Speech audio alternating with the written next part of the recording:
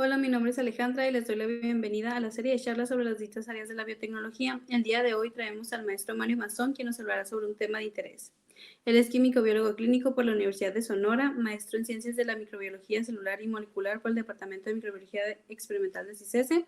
Su trayectoria va enfocada en la investigación y docencia en microorganismos patógenos resistentes a antibióticos, con una aplicación en la nanotecnología como alternativa a microorganismos multiresistentes y síntesis de nanomateriales, además de contar con la especialidad en el sector del área clínica. En sus temas de tesis dentro de la carrera habló sobre la susceptibilidad a betalactómicos y resistencia por betalactamasas de espectro extendido en enterobacterias aisladas de muestras clínicas en Heroica Caborca, Sonora. En su maestría, dentro de la tesis, habló sobre la obtención de nanopartículas de plata y andamios bioactivos, caracterización y actividad antimicrobiana contra patógenos humanos. Le damos la bienvenida, maestro. ¿Puede comenzar? Muchas gracias, Ale. Gracias.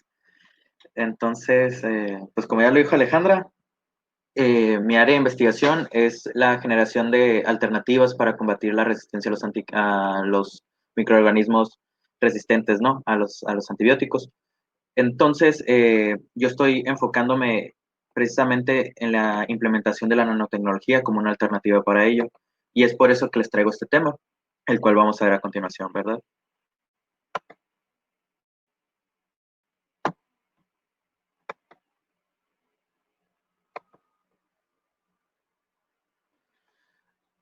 Vamos a ver cómo es la nanoterapia, lo que va a hacer, va a representar una revolución en el control de las infecciones en la era posterior a los antibióticos.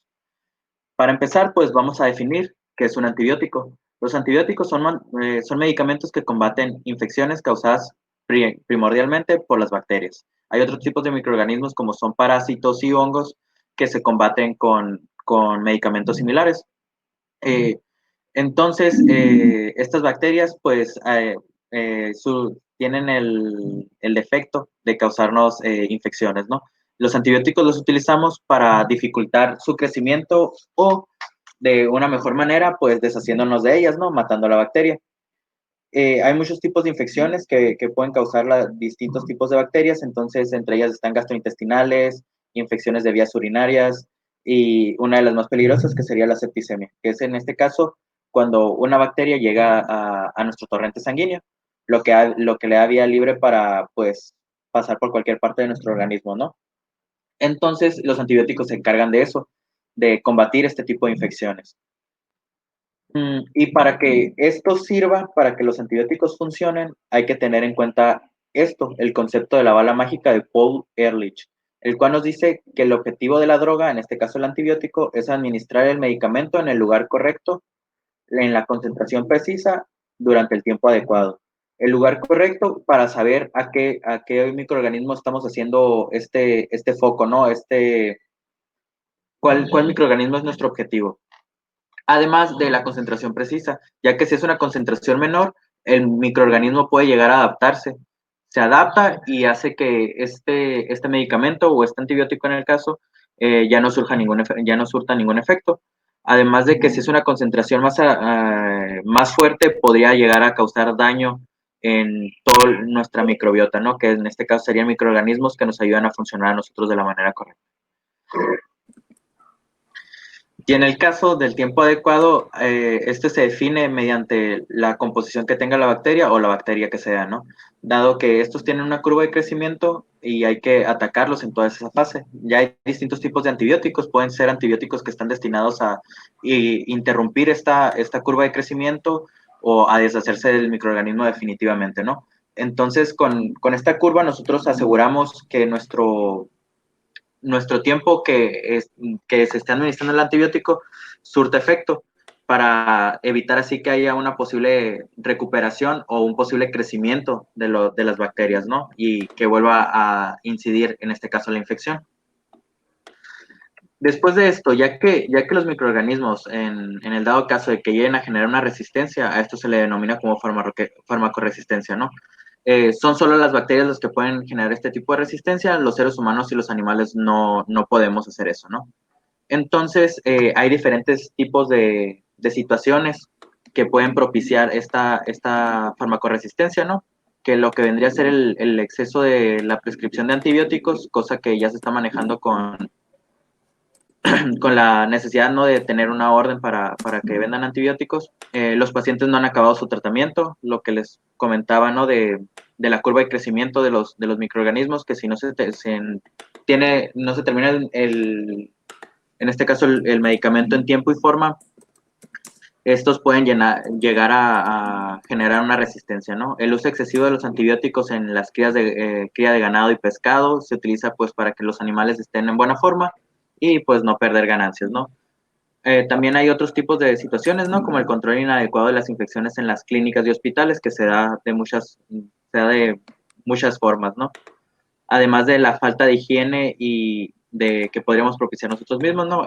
Sobre todo, creo que se ha tomado una mayor conciencia ahora que ha pasado la pandemia por el COVID-19, de tener una mayor higiene, ¿no? Además de la falta de desarrollo de nuevos antibióticos, ¿no? Esto, pues, es muy difícil y, pues, lo vamos a ver más adelante. Hay diversos tipos de estrategias que hacen que un microorganismo pueda generar resistencia. Entonces aquí nos dice que las bacterias son seres vivos que evolucionan y son capaces de adaptarse. Entonces esto es lo que hace que sean resistentes a los antibióticos. Lo que hace el antibiótico, llega y se fija en un receptor o en la pared, de este caso de la bacteria, y ahí empieza a ejercer su función, ya sea la función de destruir el material genético que tenga la bacteria, de interrumpir, ¿no?, la síntesis de la pared celular para que todo su material que esté dentro de ella pues quede expuesto, ¿no?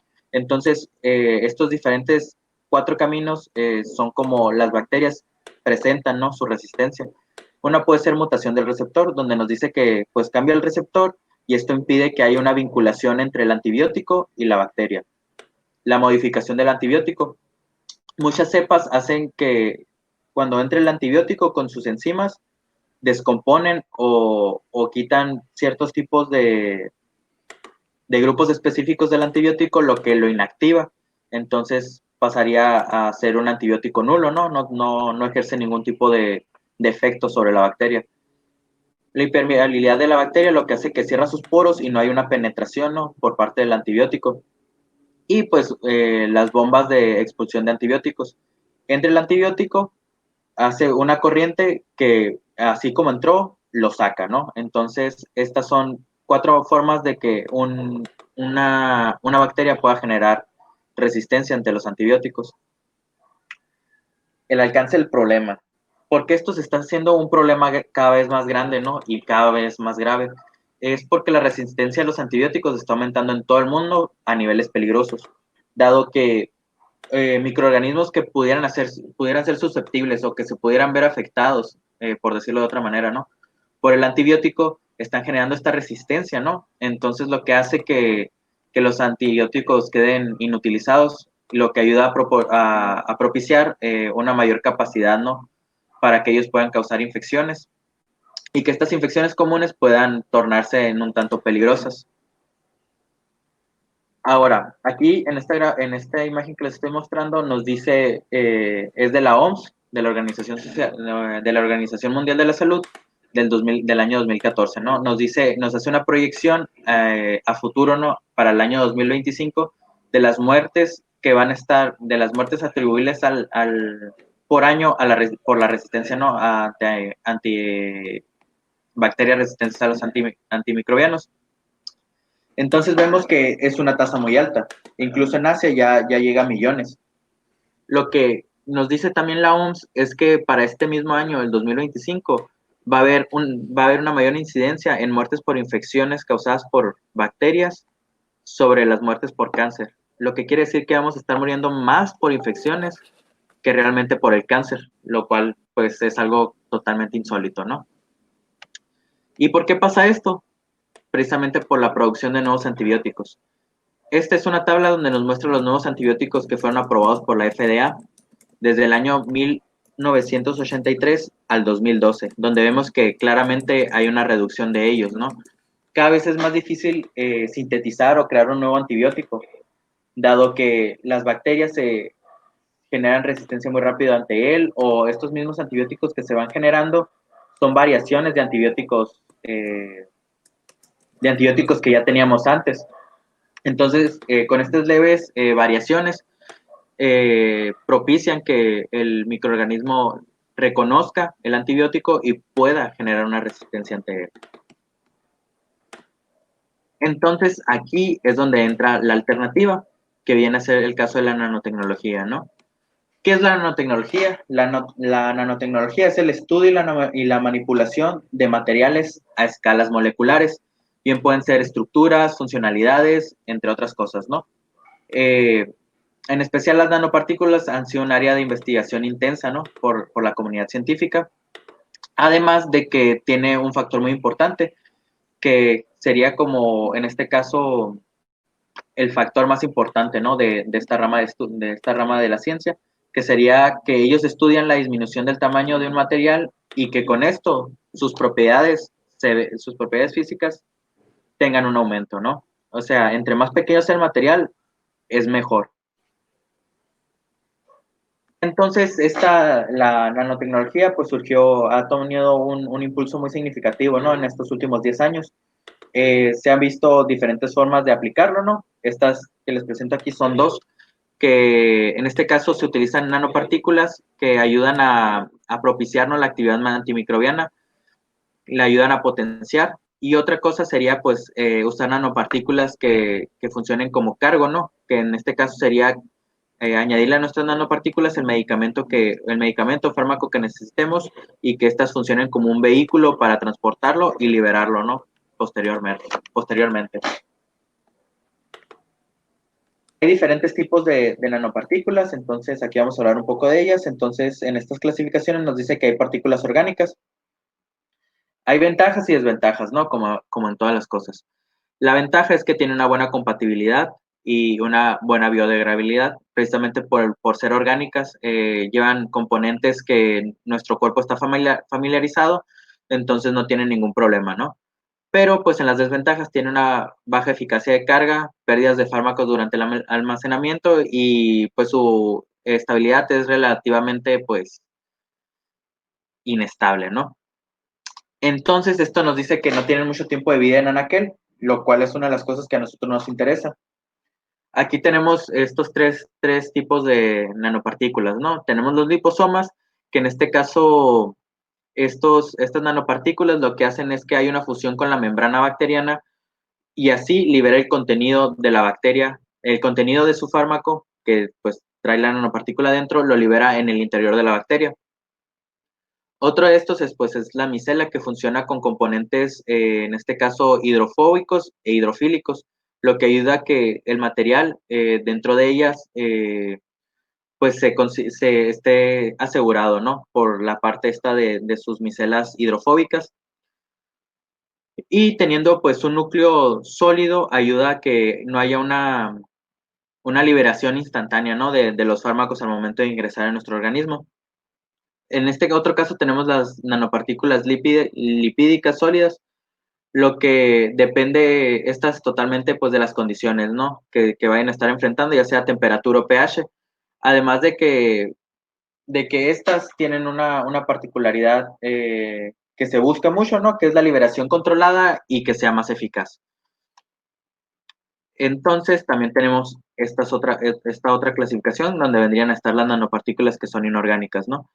Las ventajas, pues, que son nanopartículas más pequeñas, como había dicho antes, el tamaño en este caso importa, lo que se dice que si son partículas más pequeñas, va a haber sus efectos físicos, se van a ver potenciados, tiene una mayor carga, tiene una mayor capacidad de carga y pues además de que tienen propiedades antimicrobianas, ¿no?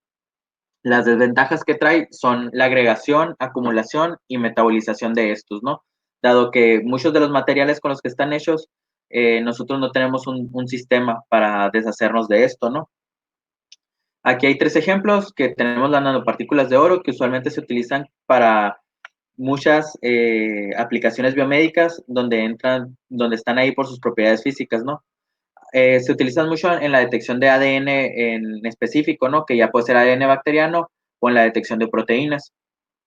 Tenemos los quantum dots, en este caso son fluoróforos, o se pueden decir como los fluoróforos son un componente de la molécula que la hace ser fluorescente, le presenta algún tipo de refracción o de luz. En este caso se utilizan para buscar, ¿no? En este caso se podría hacer directamente establecer una unión con cierto tipo de molécula o cierto tipo de parte de una bacteria, lo que va a ayudar a localizarla de una mejor manera. Además de que tenemos el implemento de las nanopartículas de plata, ¿no? Que generalmente las nanopartículas de plata se utilizan para, por sus propiedades antimicrobianas, lo que nos quiere decir que podrían ser una respuesta, ¿no? Ante esta incidencia, ¿no? De la farmacoresistencia. Entonces, ¿cómo funcionan? Pues hay diferentes mecanismos de acción o por parte de estas nanopartículas. Pueden ser por estrés oxidativo, pueden ser por la liberación de los iones de metal o por mecanismos no oxidativos, ¿no? Esto hace que generen especies reactivas de oxígeno que van a ayudar a causar esta disrupción ya sea en la membrana o dentro de este microorganismo, ¿no? Tanto a nivel de su material genético, a nivel de plásmidos, en la síntesis de sus enzimas, en la irrupción interrumpiendo, ¿no? Este transporte de electrones. También, pues, la manera antibacterial, ¿no? Con la liberación de los iones, lo que causa es de que van deshaciendo poco a poco la pared de la bacteria, lo que causaría que, pues, todo su material genético saliera al ambiente, lo que ya, pues, sería una muerte instantánea para ellos, ¿no?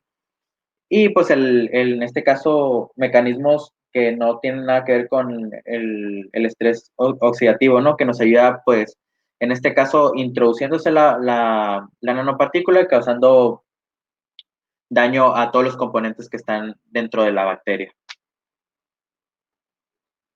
Y aquí tenemos una referencia de varios tipos de nanopartículas que se han sintetizado y cómo se han probado en diferentes tipos de microorganismos, ¿no? Hay nanopartículas de óxido de zinc, de plata, de cobre, de hierro. Entonces, todas estas se han probado contra diferentes tipos de bacterias, donde ha causado pues la inhibición, ¿no? De su crecimiento, tanto como la mortalidad de la bacteria, y se proponen distintos tipos de mecanismos, ¿no? Que nos vendrían a decir cómo es que funciona esta nanopartícula. Ahora, aquí hay un ejemplo. En este caso, aquí tenemos 5 micrografías que fueron tomadas por un microscopio electrónico de transmisión, o TEM, donde nos presenta en la micrografía A, que serían las nanopartículas de plata que se van a utilizar para combatir, en este caso, al microorganismo, ¿no? Tenemos en la micrografía B un grupo control, que en este caso sería E. coli. En el C vemos a E. coli que está expuesta a las nanopartículas de plata, ¿no? Se puede ver una diferencia donde podemos ver ciertos tipos de esferas o puntos que están dentro de la bacteria. Y ya vemos aquí en la micrografía D y E que se ve en este caso a la bacteria rodeada de las partículas, ya sea en D se tiene un bajo aumento y ya viéndolo a mayor aumento se puede ver cómo esta se está localizando en la membrana, en este caso, o en la pared, ¿no? de la célula, y ejerciendo, pues, ¿no? Sus diferentes mecanismos de acción para poder contrarrestar el crecimiento de ella y, pues, poder deshacerse, ¿no? De la infección. Hay otros tipos de nanovehículos, entonces, muchos de estos, pues, se representan por sus características, ¿no? Que son geométricas, térmicas, electroquímicas o espectroscópicas. Entonces se utilizan mucho los nanotubos de carbono para generar implantes donde nuestro organismo no tenga no rechace, más bien, ¿no? Este tipo de implante. Y también se utilizan nanoburbujas, que en este caso son envueltos de un polímero o proteína que están llenos de algún tipo de gas o pueden ser fármacos, ¿no? Que pueden ayudar a tener una liberación controlada mediante los distintos tipos de condiciones, ¿no? Tal vez lo definamos que debe de liberarse el contenido a un pH de 4, pH de 7, a una temperatura de 37, a una temperatura de 38. Entonces, todo este tipo de cosas se pueden definir para poder utilizar estos nanovehículos, ¿no? Para el transporte de los fármacos. Factores importantes que ayudan a definir las cualidades que va a tener en este caso, nuestro nanomaterial, ¿no? Una de las cosas importantes es su figura, ¿no? O su forma.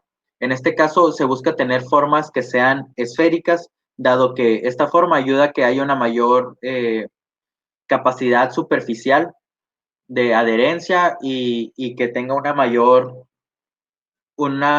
acumulación, ¿no? De estas nanopartículas. Como les decía, como les comentaba, pues el tamaño es importante. Entonces, mientras más pequeño sea, va a haber una mayor, va a cubrir una mayor superficie y va a haber y por ende va a haber una mayor liberación de iones de metal, de los iones metálicos para poder causar esta disrupción, ¿no? La carga, porque hay también es importante porque hay cierto tipo de bacterias que son afines a cargas positivas y a cargas negativas, y pues de lo que esté cubierta, ¿no? Ya sea que sean cubiertas por algún tipo de aptámero, de algún tipo de anticuerpo que puedan ayudar a verificar o ayudar a encontrar el target, ¿no? Este objetivo al que van dirigidas. Generalmente se han aplicado mucho, en este caso, la nanotecnología y la implementación de nanopartículas a combatir este efecto, ¿no? Buscando más bien el efecto de causar este daño a los microorganismos, específicamente a bacterias, como se puede ver aquí en esta gráfica de pastel, donde vemos cuál es la distribución, ¿no? de las nanopartículas de plata, donde principalmente se utilizan por sus capacidades antimicrobianas, ¿no? Otra cosa que nos dice qué es lo que se considera importante al momento de que tú, una nanopartícula, la quieras hacer un portador de antibióticos. Entonces, lo principal es el tamaño, ¿no? Tiene que ser un tamaño pequeño, lo que hace que tenga una mejor eficacia y ayuda a su aumento potenciado, ¿no? En este caso de sus propiedades antimicrobianas. Todo esto ayuda pues para tener una alteración de la superficie y evitar la ozonización, que en este caso sería que nuestro organismo lo detecte como un eh, objeto extraño y quiera pues deshacerse de él, ¿no? Mediante la fagocitosis u otro tipo de estas cuestiones, de estos procesos inmunológicos, ¿no? Para deshacerse de agentes extraños. La distribución y el tamaño, pues eso está estrechamente relacionado porque como ya les comenté, entre más pequeño sea, va a haber una mayor distribución y una mayor capacidad superficial que cubrir, entonces va a haber una mayor liberación o un mayor efecto antimicrobiano, ¿no? En este caso, sobre el microorganismo. El alcance de la interacción entre la célula y la nanopartícula, pues tiene una contribución clave, ¿no? Que esta puede ayudar a estimular o inhibir su internalización. Entonces, el tamaño, forma, la superficie, todo esto va a afectar para que pueda ya sea potenciar el efecto antimicrobiano o se pueda disminuir. Entonces, lo que nosotros necesitamos es encontrar la distribución correcta, ¿no? Para poder ejercer este efecto de la mejor manera. Y por último tenemos el potencial Z, ¿no? Que este potencial Z nos indica cómo están la capacidad de su biodistribución y que nos ayuda a mantener nuestras nanopartículas estables, ¿no? Que no se generen estos bultos o que se empiecen a aglomerar entre ellas y lleguen a ser partículas más grandes, que es lo que no queremos. Además, si nosotros tenemos ya definida nuestra nanopartícula, podemos hacerlas que vayan orientadas hacia un cierto objetivo.